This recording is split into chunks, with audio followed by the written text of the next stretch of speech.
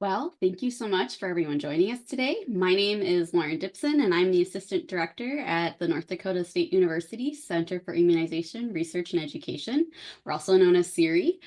Today, I have the pleasure of introducing Dr. Tracie Newman, who will be presenting the webinar titled Pediatric Respiratory Virus Update, COVID-19, RSV, and Flu. Dr. Tracie Newman is a board-certified pediatrician and health officer at Fargo-Cass Public Health in Fargo, North Dakota. At NDSU, she is an associate professor of practice in the Department of Public Health and the medical director of CIRI. Dr. Newman holds many other positions, including associate clinical professor at the University of North Dakota School of Medicine and policy chair for the executive committee of the American Academy of Pediatric Council on School Health. This webinar is being recorded. A publicly accessible recording will be available on the NDSU YouTube page following the presentation. Thank you so much, Lauren. Thank you for the introduction, and thank you to everyone joining us today. We're excited to be kind of sharing this update with you, even though it doesn't feel like it quite yet. We are, in fact, entering respiratory virus season. So we hope to share with you a couple things maybe you weren't aware of, or as reminders as we all enter this for 2024-2025 season. This is just the standard CE, CME disclosure slide. I have no financial disclosures. Specifically today, we will hope to review the pediatric virus trends, really emphasizing on COVID-19 severity, mortality, and morbidity in children. We will review the disease severity, health impacts, and really comparative epi burden of other viruses like RSV and influenza. And then we'll end by outlining prevention and treatment measures for all three of these viruses, including currently recommended immunizations. So for this 2024-2025 fall and winter, we have newly formulated COVID and flu vaccines that everyone 6 months and older are recommended to receive. And now we have two options available to protect babies against RSV. We have a maternal vaccination and immunization with monoclonal antibodies that we give directly to young infants. We will outline both of these in detail today. So just to set the stage and remind us all, childhood respiratory viruses have a predictable seasonality. We know that they go up in the winter months after the start of school typically, and then decline in the summertime. COVID-19 did cause a major disruption in this typical seasonality of these viruses, with many of them actually disappearing in 2020 and 21, likely due to some of the public health measures we are taking, such as school closures, widespread masking, and others. They did come back with a vengeance, though, after we resumed normal activity with an abnormal seasonality like RSV spiking in the summer of 2021 and coming earlier than usual in the fall of 2022. And just to point out, we know that COVID-19 affects other facets of children's lives as well. In the aftermath of the pandemic, one study found that the number of public school students who were chronically absent, meaning they miss at least 10% of days in a school year, whether that's excused or unexcused, that had nearly doubled from around 15% in 2018 to 19 school year to up to 30% in the 2021-22 school year. And that's impactful because students who are chronically absent, they're at a higher risk of multiple adverse outcomes. Research shows that school absences take a toll on grades, performance on standardized tests, and we just know in general that irregular attendance can be a predictor of high school dropout, which unfortunately has been linked to, poor job prospects down the line, overall diminished health in adulthood, and even increased involvement in the criminal justice system. So these are things we want to avoid for our kids. And interestingly, we see the highest rates of pediatric hospitalization for these viruses really vary by age group and by season. So on the left, you can see for our youngest age group, children aged 0 to 4 years, RSV really predominates for hospitalizations. But then when you look at school age and adolescent age ranges, influenza seems to bring more kids into the hospital. And we are seeing a concerning trend in American attitudes related to childhood immunizations. A national poll conducted very recently, August of this year, found that only 40% of adults said it is extremely important for parents to have their children vaccinated, which has decreased from 58% in 2019 and around 64% in 01, indicating a decrease over time in the importance placed on vaccinating children, at least among some groups in the United States. Further, this poll found that a small but growing share of United States adults say vaccines are more dangerous than the diseases that they are designed to prevent. 20% now hold this view, up from 11% in 2019 and 6% in 2001.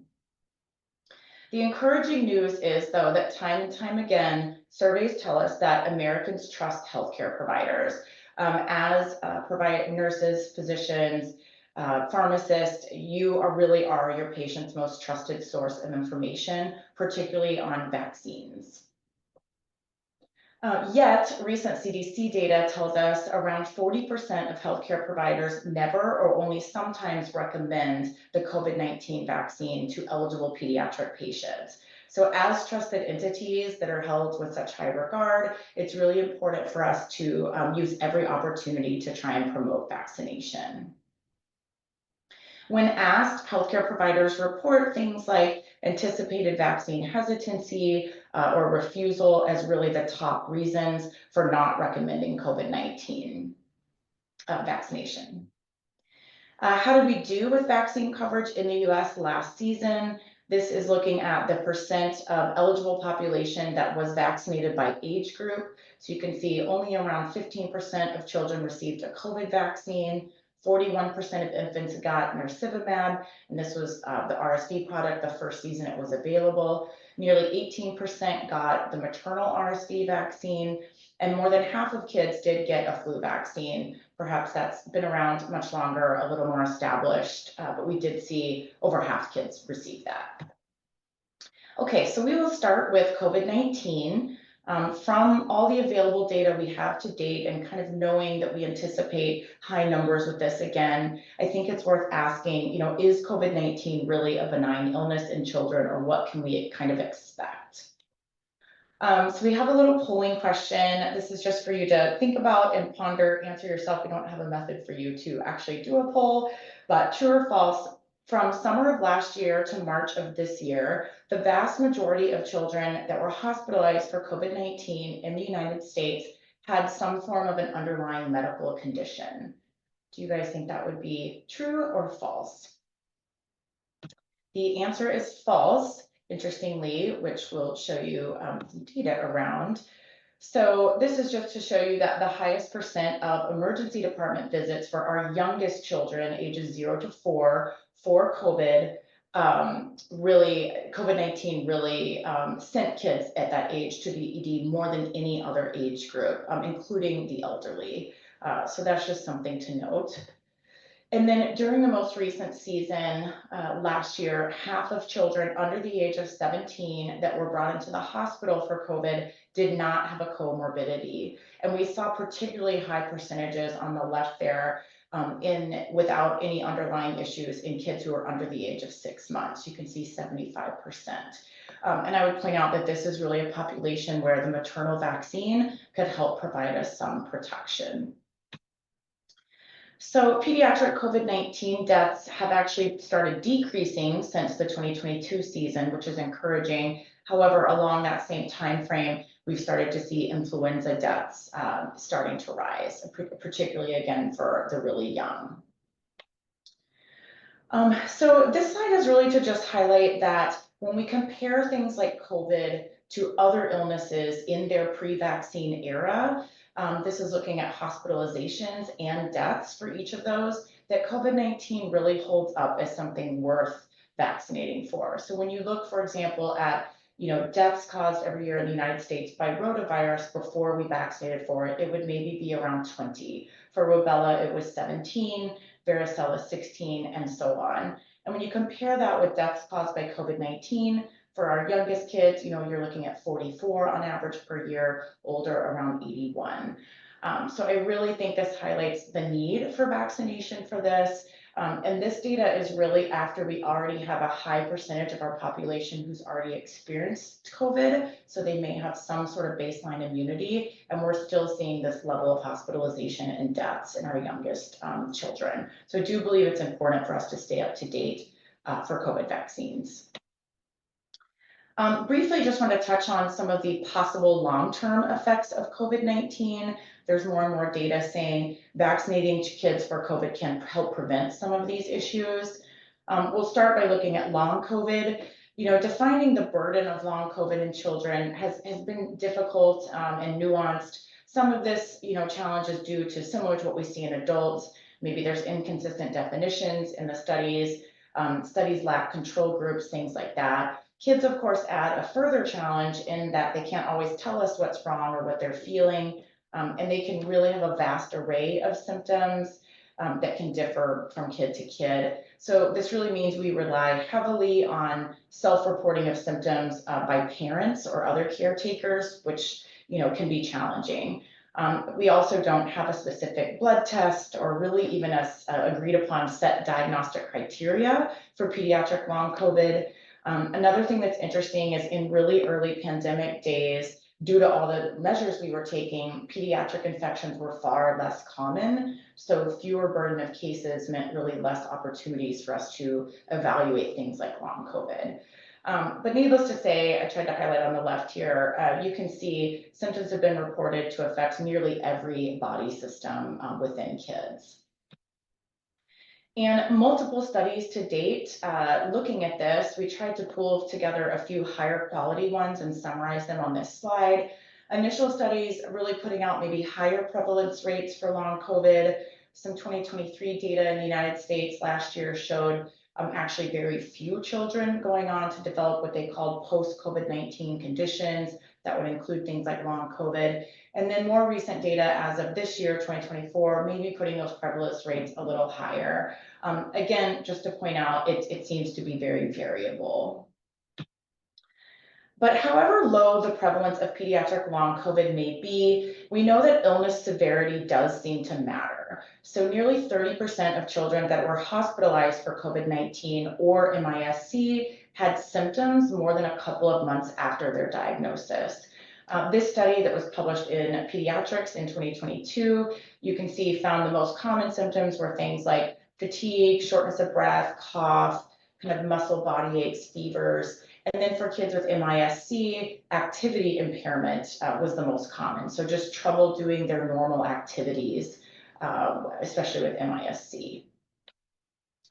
So I think the question then is, could we see an impact on chronic conditions, right? Long COVID studies have largely focused on acute symptoms like fatigue and headache that may signal, though, an underlying damage from the virus. And we know it's also important to recognize the potential impact a virus can have on a chronic condition beyond 12 months. Really, since the 1950s, viruses have been directly linked to a number of chronic conditions.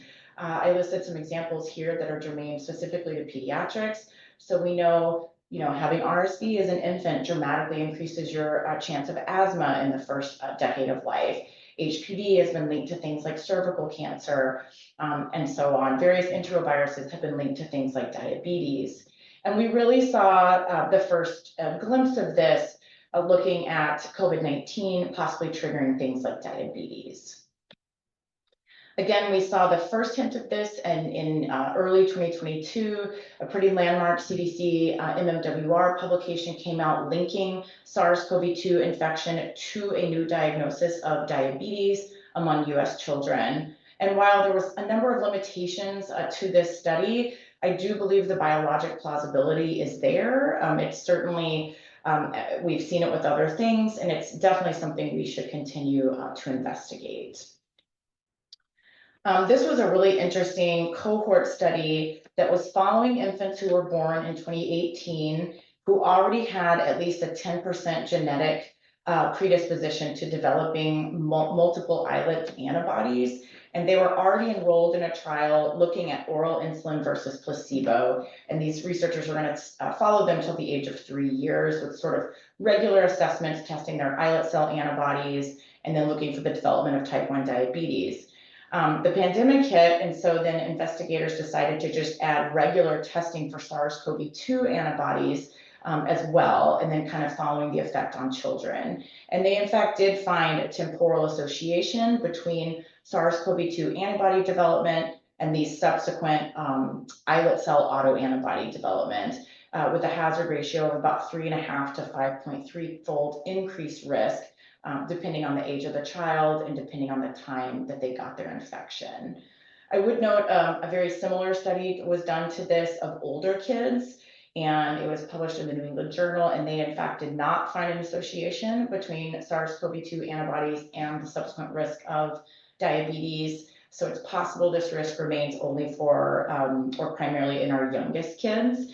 And then very recently, just last week, there was a paper that came out in JAMA Open, and it found an association of COVID-19 and an increased incidence of type 2 diabetes in children and adolescents. So I think the risk is certainly seemingly here. I would look to see more and more data come out about this. But I think, like I said, findings like this really raise the question of a potential chronic disease impact from things like COVID. And I think it really underscores the need for preventing this with the use of vaccination.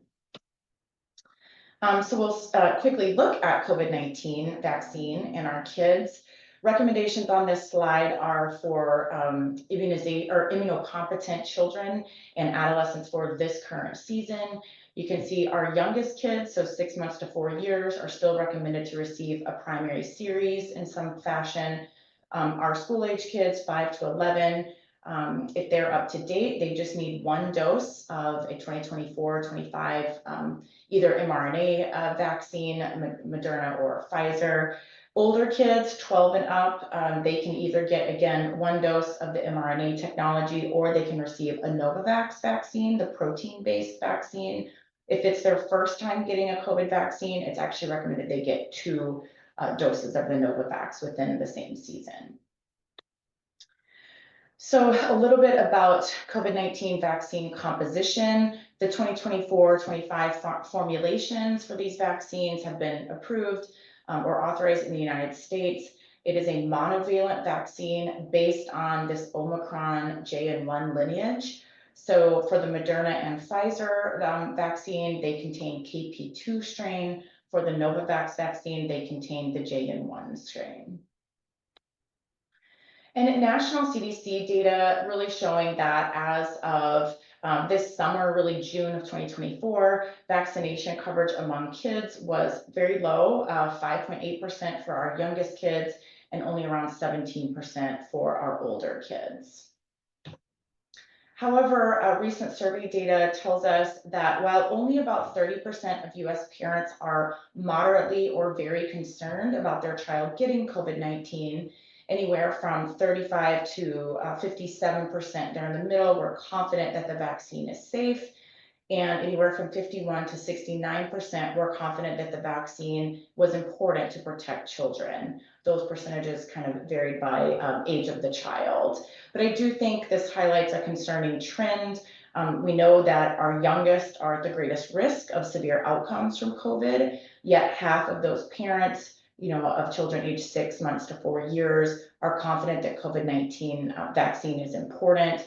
And then kind of further knowing parents' reasons for not having their child vaccinated can really help us understand why COVID-19 vaccine coverage remains low. It can also help guide our conversations as healthcare providers. This was national CDC data, survey data, looking at parents between October through December of last year. And it really shows that the most common reasons for non-vaccinating were concerns about possible side effects and safety. We tend to hear that a lot with most of our vaccines. That was around 83% for COVID-19 vaccine. And then the belief that their child is unlikely to get very sick from COVID-19, that was 52%. So sort of this underestimating this virus and the risk for their kids. And then belief that their child is unlikely, the belief that COVID vaccines don't work very well was almost half, 48%. I thought it was interesting from this as well that if you go all the way down, only a small percentage, it was 5% or less of children or had a parent reporting access issues. So people have this available to them, they're just choosing not to get it. Like any vaccine, there are possible side effects, which can vary. They're typically mild and self-limiting. And COVID-19 vaccines have undergone the most extensive safety analysis really in US history, because of the updated COVID-19 vaccines for the 2024-25 season are very similar to previous mRNA vaccines that we used. Their safety is firmly supported by data from earlier clinical trials and from complementary vaccine safety monitoring systems that we have in the United States. So we know this vaccination is safe. While adverse outcomes are rare, the benefit of a COVID-19 vaccine really outweighs the known risks of COVID-19 infection and possible severe complications for our kids. The data kind of continue to be reassuring about the safety of this vaccine, especially in pediatric populations. I thought we could look at some of the most recent research. This was published in May of this year, looking at over 5 million young people aged 5 to 17 years in England. These researchers examined the risk of vaccine safety outcomes following COVID-19 vaccine and then SARS-CoV-2 infection. They stratified this by age group and by sex. And really, they found no strong evidence for increased risk of any of the 12 safety outcomes that they investigated. And those included things that maybe people worry about, like MIS-C, myocarditis, etc. And additionally, children who had not received a COVID-19 vaccine prior to getting a SARS-CoV-2 infection, they had an increased risk of hospitalization from 7 of these pre-specified safety outcomes, again, including big ones like MIS-C. And then finally, the risk of safety outcomes from SARS-CoV-2 infection were largely absent in kids who received at least 1 dose of the vaccine prior to getting their infection. Kind of interesting data. Another one, this was published in Pediatrics last year in 2023, just kind of highlighting they did an important analysis of kids aged 5 and under using surveillance data of a large pool of mRNA vaccine, and they really found no safety signal for any of the outcomes, at least following them 21 days out. This involved use of things like our VSD, which is a large collaboration between the CDC and multiple other data contributing health systems. But I think the bottom line is they really didn't find any safety signals after following a large amount of children being vaccinated. But what about this concern about myocarditis and pericarditis? It is something that we, I think, previously heard a little more about, but still do hear about. I think the summary here is that the benefits really outweigh the risk in any age group for which there might be, including ages where the risk might be the highest for myocarditis. In summary here, we compared with myocarditis associated with COVID-19 disease. We know that myocarditis after vaccination occurs much less frequently, and it's associated with a better clinical outcome. So kind of trying to put that risk in perspective, there are multiple studies looking at this. When you're looking at the chance of getting myocarditis after various things, I think the bottom line is really the benefits of getting vaccinated markedly outweigh the very small risk of vaccine-related myocarditis. So we know COVID-19 vaccination prevents most hospitalizations and deaths. It's clear that vaccination can protect you from myocarditis itself by protecting you from getting a COVID-19 infection. This was some 2023 through 24 COVID-19 vaccination data showing it provided an increased protection against symptomatic infection and then COVID-19 associated things like ED and urgent care visits and hospitalizations when compared to not receiving a dose.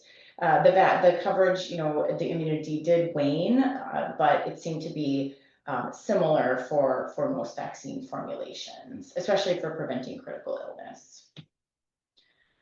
So an estimated 1 to 3% of children with SARS-CoV-2 infection will go on to develop a post-COVID-19 condition depending which data you look at, like I showed you earlier. This study really evaluated the mRNA COVID-19 vaccines impact on the likelihood of going on to develop a PCC in kids. And so the adjusted odds ratio corresponded to an estimated 34% reduced likelihood of more than one and 48% reduced likelihood of more than two symptoms. And then you can see a 47% reduction in developing any respiratory symptoms. Another large retrospective study looking at over 1 million kids ages 5 to 17, this was published this year in Pediatrics.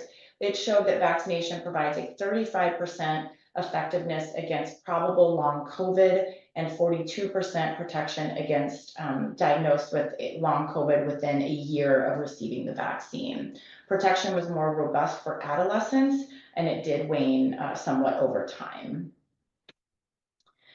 MIS-C patients and illness onset in 2023, these were predominantly unvaccinated kids and those whose vaccine-induced immunity had likely waned. So COVID-19 vaccination remains an important tool for preventing severe outcomes like MIS-C. Multiple studies have found that the COVID-19 vaccine is effective at reducing the risk of this. One CDC study found that 2 doses of Pfizer vaccine had a greater than 90% effectiveness at preventing MIS-C.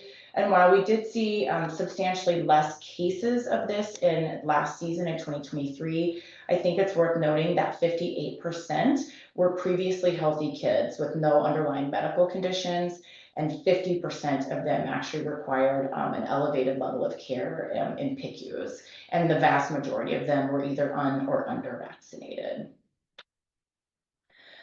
So this is a question that we get sometimes when a patient has recently had COVID-19, when should they receive an updated vaccine? I think that in general, it's recommended to wait 2 to 3 months, at least 3 months after your infection before getting a COVID vaccine dose. However, these timing decisions can really vary based on your underlying situation. It's always something to speak with your provider about. Some experts say if you were recently infected, you can even wait somewhere like 4 to 6 months. It doesn't hurt to get it earlier in that 2 to 3 month time frame. And there is actually some research out there to say that waiting anywhere of 8 to 12 months out can allow antibodies to kind of update more effectively. So it can really vary depending on perhaps the timing or severity of your infection and your underlying health status. Okay, switching to RSV. We know this virus, we are very familiar with it in pediatrics. Almost nearly every child by their 2nd birthday has become infected with respiratory syncytial virus. This is the most common cause of infant hospitalization in this country. And you can see shown here on the bottom, your risk does increase the younger that you are. Specifically, this is the #1 cause of hospitalization, like I said, in our infants. And what's interesting is being born early or having an underlying chronic condition, of course, would increase your risk, but close to 80% of kids who are hospitalized for this virus actually have no underlying medical conditions. Each year in the US, for children under the age of 5, the RSV is associated with anywhere from 100 to 300 deaths, upwards of 80,000 hospitalizations, over 500,000 trips to the emergency department, and around 1.5 million outpatient visits. So quite a substantial burden on our children and our healthcare system. Again, looking at that seasonality, in most regions of the United States, RSV season typically starts during the fall and will peak during the winter. You can see it typically peaks around December to January. It did peak earlier than usual in that 2022 season, that red line. It arrived in October, and we actually saw cases peak in November. And this was particularly a severe season for our youngest kids under the age of 5. A recent retrospective cohort study, this was published in JAMA Pediatrics at the end of last year. It showed that pediatric hospitalization rates were actually much higher for RSV. You can see in the pink line, somewhere around 80–81%. Then for Omicron strain of SARS-CoV-2, I thought that was interesting because Omicron had probably the most severity we've seen in our pediatric complication. You can see RSV far outstrips that. and it outstripped things like influenza. They looked at both A and B strains shown in the blue. Interestingly, from this, ICU rates were also the highest for RSV. A stat from this study was the odds of newborns and infants under a year being hospitalized for RSV were around 11 times higher than for Omicron. So I think data like this really underscores the need for preventative and life-saving measures that we now have available for RSV. So what are some of those ways that we can prevent this? We'll have another polling question for you to think about. All of the following are examples of passive immunization, except A, transplacental, B, mom to baby through breastfeeding, C, a child receiving a vaccine, or D, an infant receiving nirsevimab. Let you guys think about that. So the answer is D, a child receiving COVID-19 vaccine, and we'll kind of walk through that here. So just to clarify a little bit, nirsevimab is not actually a vaccine. It is passive immunization with long-acting monoclonal antibody. So active immunity results when a person either gets an infection or gets a vaccine, and that triggers your own immune system to create antibodies and create an immune response. This often will last much longer, not always, but often, and sometimes a lifetime. Passive immunity is when we give a patient or a person already formed antibodies from an external source. So this can be, again, transplacentally from mom to baby. It can be through breast milk. It can be when we give patients IVIG, or in this case, monoclonal antibodies, which is technically what nirsevimab is. So it is a form of immunizing for RSV. The current recommendations are that all babies under the age of 8 months, if they're either about to enter or if they're in RSV season, it is recommended they receive this. And then a certain subset of older children are recommended to receive it a second season if they remain at high risk for severe disease by RSV. I would point out for our region that American Indian children fall into that group. And except in very rare circumstances, there's a small list of things where a baby would need both mom to be vaccinated during pregnancy and get nirsevimab. Generally speaking, it would be one or the other. In clinical trials, both of these products were shown to be safe and effective at preventing RSV in infants. You can kind of see this was the first season this was available was last year. And when we look at our effectiveness data, so real world data, how did it do? It decreased by about 89% medically attended RSV respiratory illness, and then it reduced the risk of hospitalization by 91%. So high levels of effectiveness. This is just a little bit about nirsevimab administration. So ideally, this would be given during RSV season, so October through March. And it would be preferred that an infant receive this during their birth hospitalization or at the latest within 1 week of birth.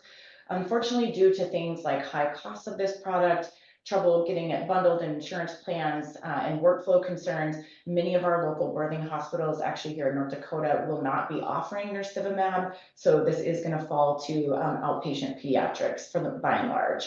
And this is on the right, a really nice flow chart that I reference and use. It's put out by the American Academy of Pediatrics. I believe they have printable PDFs if that's helpful for you, but it really starts with, are you in the right season? It looks at the patient's risk and their age, and then it kind of ends actually on the exact dose and their weight that you would give. So very helpful clinical tool. This is some observational data indicating, again, nirsevimab is working kind of as expected versus randomized controlled trials. This was, again, during the very first season last year during 2023. And you can just kind of see multiple studies really highlighted here that are showing high vaccine effectiveness. In fact, infants who received nirsevimab during the 2023-24 season had around a 76% less likely chance of visiting a healthcare provider due to RSV. They had anywhere of a 70 to 90% less chance of being hospitalized and an 80% less chance of coming into the PICU for RSV.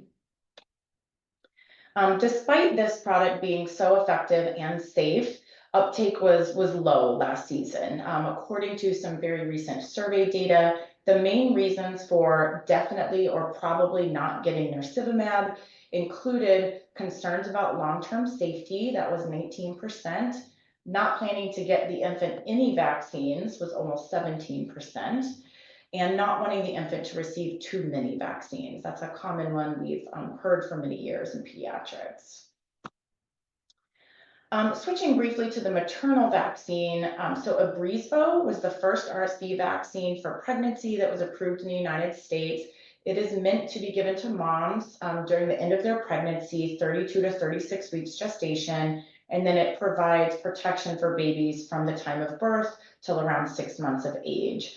Again, safety and effectiveness was very good in pre-licensure studies. We have ongoing evaluation of this in randomized, very large placebo-controlled trials internationally. Some of that preliminary data, though, has shown an almost 82% reduced risk of severe disease within the first 3 months of birth, and around 70% protection of severe disease out to being 6 months old. In the phase 3 clinical trials, this was data published in the New England Journal, maternal RSV vaccine actually reduced the risk of the baby being hospitalized for RSV by about 68%.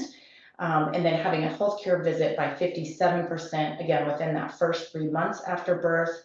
In the same trial, the maternal vaccine reduced the risk of hospitalization by 57% and an outpatient visit by 51% out to 6 months after birth.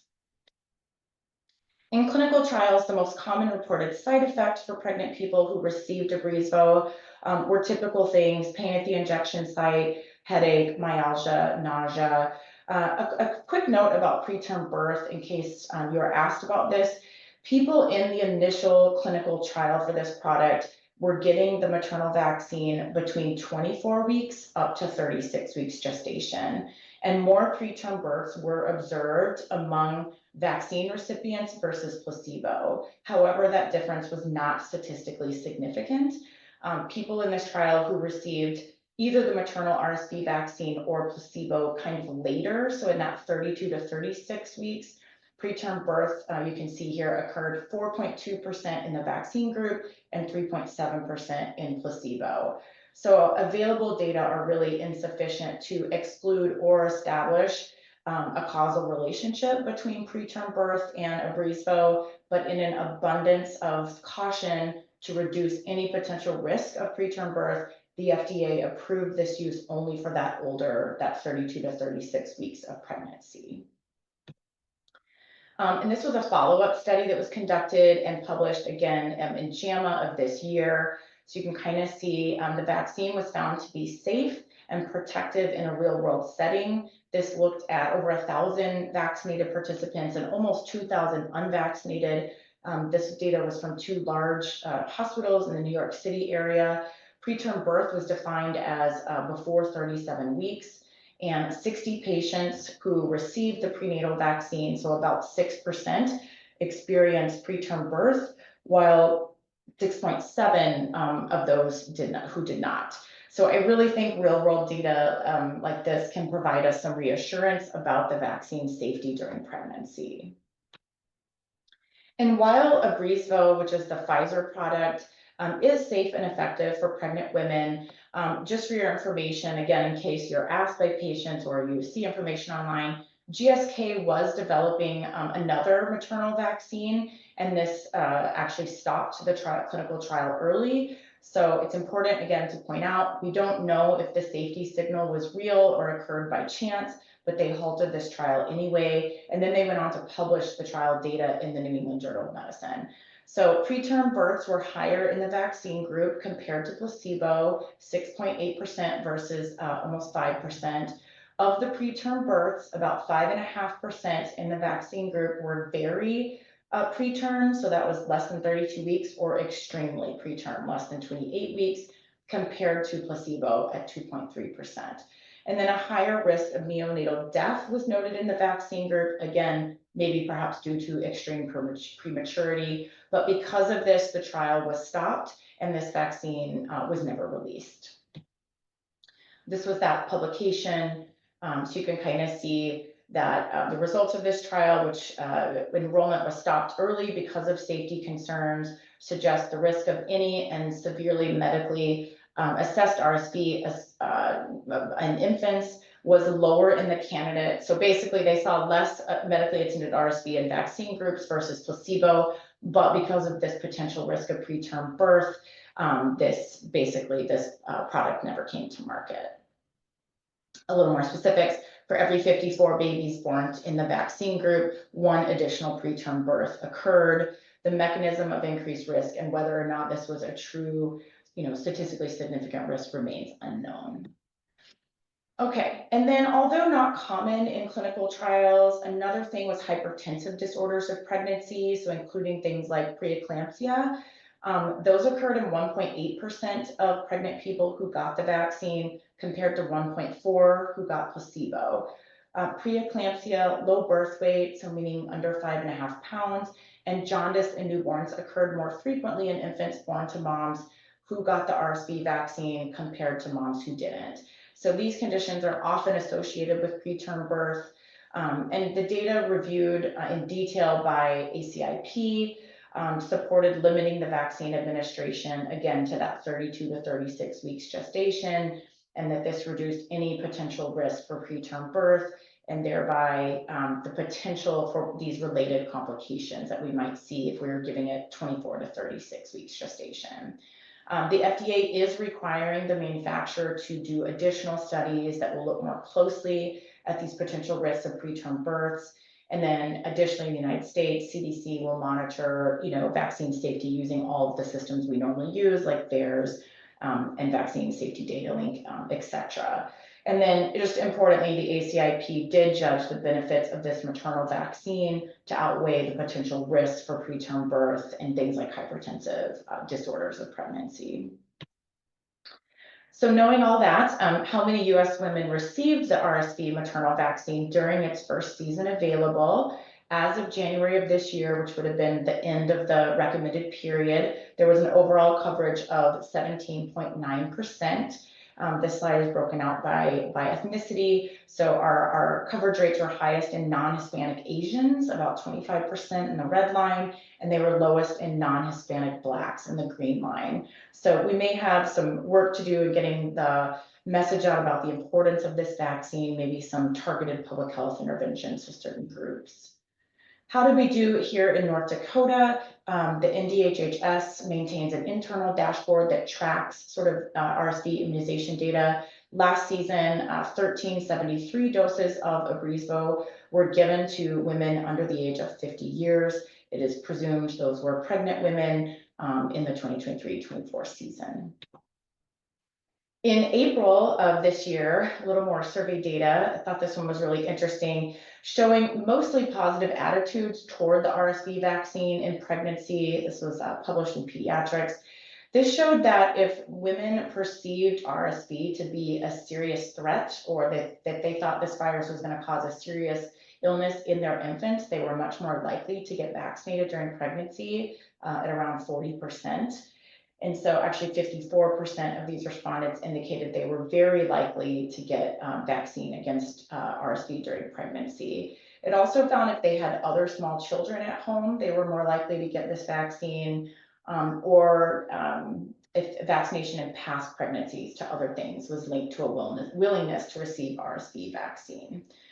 So I think maybe study information like this is important for us to discuss with our patients the seriousness of things like RSV. 2024 CDC MMWR, this was in determining product preference. So you can see 38.1% of people preferred to receive the maternal RSV vaccine, 27.8% preferred nirsevimab for their baby, 21.3% had no preference, and then 12.8% would not get either, basically, for their infant. Among those who preferred the maternal RSV vaccine, 47.8% believed that that would be safer, 30% worried about their infant getting too many shots after birth, and then another third or so believed the maternal vaccine would actually be more effective. In the group who preferred nirsevimab, 43% believed that it would be more effective and work better, and then about another third believed it would be safer. So it's just a nice little summary slide for you, looking at the advantages and disadvantages between the two products. For when we vaccinate moms in the maternal vaccine, you can get immediate protection during birth, so you don't have to worry about waiting each day to maybe get nirsevimab, and then it reduces the number of pokes per baby, which most families like. Some disadvantages, it might not, mom may not mount an appropriate response, or she may not transfer antibodies to baby for whatever reason. There's maybe this other potential preterm risk of things I was just reviewing with you, like preterm births and hypertensive disorders, that's still kind of being examined. Giving a baby nirsevimab has the advantage of giving protection that may last a little bit longer. It's thought maybe this protection from the maternal vaccine can wane sooner. You're giving direct already formed antibodies rather than relying on the transfer, transplacentally. And then there's, not running a risk of any pregnancy outcomes for mom. This does require a poke for baby, and there could be a delay in getting the product, leaving baby unprotected in their most at-risk time. Again, just summarizing the seasonal recommendations for these products. So people who are 32 to 36 weeks pregnant during September through January are recommended to get 1 dose of the maternal vaccine to protect their babies. RSV season can vary around the country. This is for the majority of mainland United States. Nirsevimab is recommended for babies, again, typically October through March. So another interesting question that we get. So should a pregnant person receive a maternal RSV vaccine if they received a maternal RSV vaccine during their pregnancy in a previous season? The answer is actually no. So people who received maternal vaccine during a previous pregnancy are not recommended to receive additional doses during future pregnancies. Infants born to women in those situations are recommended to receive nirsevimab. We will end here on influenza. So a couple of statistics about flu and kids. We know every year the disease burden is quite high in our pediatric population. Around 10% of kids in this country will develop symptomatic flu. Hospitalization rates, if you remember our graphs, are higher in kids under 5 years of age. Viral infections such as influenza can lead to serious and secondary bacterial infections. And then somewhere around 8 to 11% of children hospitalized for things like flu experience neurologic complications. Again, looking at seasonality, influenza arrived earlier than usual in 2022, peaking kind of in that mid-November. We do think influenza seasonality is actually shifting back to the pre-pandemic things that we were used to. Typically, we see this come around fall and then peak mid-January or so. That is predicted to occur this season as well. Flu hospitalization rates, this is per 100,000 population. Among kids for last season, 2023-24, what you can kind of see is that young children, that gold line is 0 to 4 years, have the highest rate of flu hospitalization. And we know that flu vaccines cut the risk of flu hospitalization by about half in kids who are vaccinated compared to those who aren't. Flu severity in kids, interestingly, last season, pediatric flu deaths exceeded our previously high that had been reported for a non-pandemic flu season. We had over 200 pediatric deaths due to the flu last year. 80% of those flu-associated deaths occurred in unvaccinated children. A little bit about flu vaccine for kids. You can see here that kids, so the annual flu vaccine is recommended for everyone 6 months and older. That is unchanged. Our current formulation for this season will be a trivalent. It targets 2 flu A viruses, H1N1 and then H3N2, and then it targets a B virus or Victoria strain. This is recommended for kids to get 1 or both doses by the end of October, kind of our Cebu to the flu. To the right here is just showing a flow chart. If a child is under a certain age and has never received a flu vaccine, it is recommended they get 2 the first time. If they've received previous doses, they only need 1 this season. And then, of course, pregnant moms or fathers or grandparents, any caretakers, we really encourage to be vaccinated for the flu to kind of provide that cocooning protection for infants and newborns who are highest risk. And this flu vaccines can be given with any other childhood vaccinations. Children who got last season's flu vaccine were anywhere from around 60 to 67% less likely to need to have an outpatient visit due to the flu, and they were 52 to 61% less likely to require hospitalization. In the United States, flu vaccination coverage among children and adolescents continues to decline post-pandemic, most notably among white children and among adults under the age of 65. So during the 2023-24 season, approximately half of children and adults received a flu vaccine.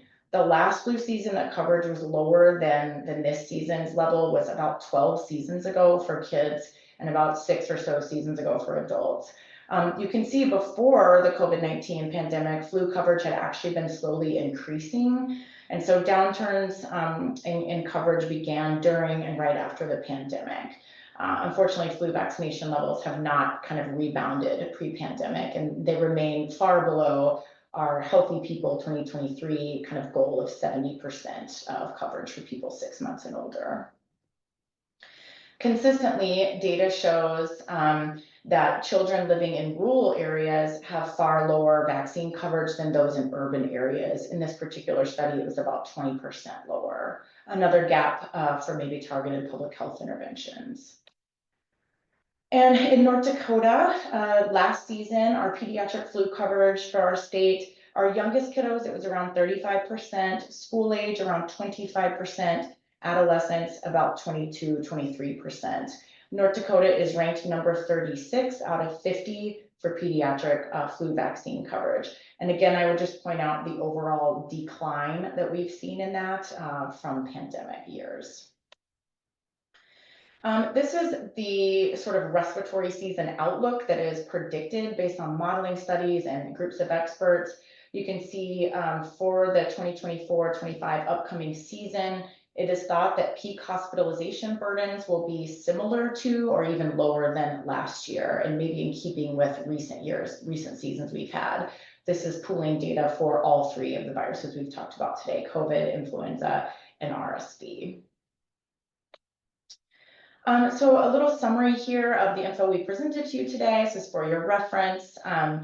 I think, for COVID, just to remember that rates of COVID-associated hospitalization, we really see that occur in our most youngest and vulnerable children under the age of 4. Particularly, we see higher rates in kids under the age of 6 months. Over half of children who were hospitalized last season had no underlying medical conditions. Everyone 6 months and older is recommended to stay up to date on COVID vaccines this season. Pediatric COVID vaccines reduce the risk of hospitalization, MIS-C, long COVID, and even death from this virus. But unfortunately, vaccine coverage does, and intent does remain quite low. RSV is the most common cause of hospitalization among infants. We have 2 options for preventing this season, either a maternal vaccine or a monoclonal antibody. Both options are highly safe and effective. Nirsevimab should ideally be administered right at birth or within the first week following that. Maternal RSV vaccine is given seasonally and to women 32 to 36 weeks pregnant. And finally, flu. Last season, the flu was particularly severe for our youngest patients. We saw pediatric deaths at a recent high at 201. Again, everyone 6 months and older should get an annual flu shot. Last season's flu vaccine reduced the risk of healthcare visits and hospitalization substantially. Flu vaccine coverage has really decreased markedly over time, with last season's rates in particular reaching the lowest that we've seen in over a decade or so. And then always important to remember that you are your patient's most trusted source of information. Again, this is a similar slide as how we started. Everyone 6 months and older is recommended this season to get a COVID and flu vaccine. For protection against RSV, we have 2 options: vaccinating our pregnant women seasonally between 32 to 36 weeks, or directly giving infants under the age of 8 months monoclonal antibodies. But we are happy to take any questions. I guess maybe we have time, Tracy, for maybe one question. I don't see any in the Q&A yet, but I know one of the questions we had yesterday that maybe we didn't get to was, is there going to actually be maybe potentially an at-home flu mist type vaccination available to the public maybe next year? And do you want to talk about that? Yeah, great question and exciting new potential. Yes, it does sound like that is in the works and has been approved for it would be the 2025-26 season.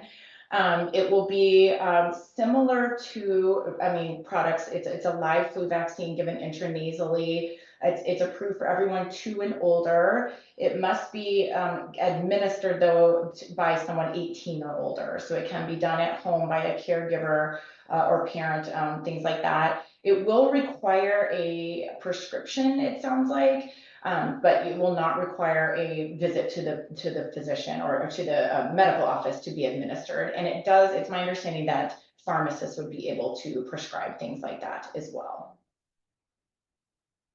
So Wonderful. we hope to see an increased uptake with ease of things like that, but yeah. Absolutely. And maybe we have maybe enough time for one more question. Sure. Yesterday we talked about this and is a maybe potentially a great thing to talk about is maybe how pertussis in our community here in Fargo and how that might impact our respiratory season this year. Yeah, thank you for the question.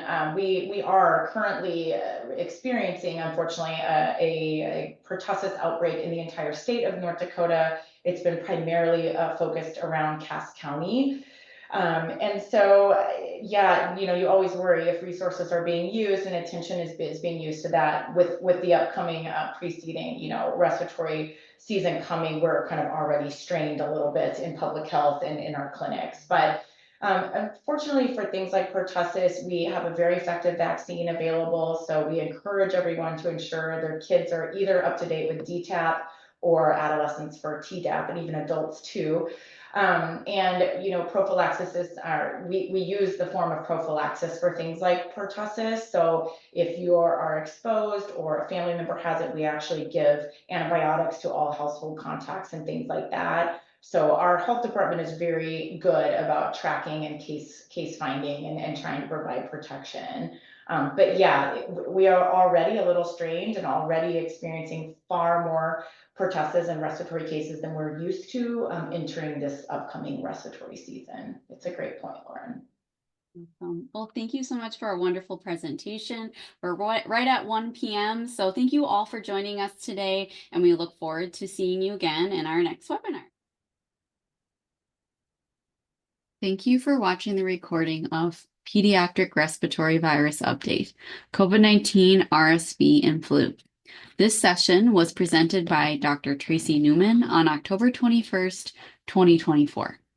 For those seeking CPE credit for watching this webinar, and for clarification, this is only for pharmacists and pharmacy technicians, please follow the details on the screen.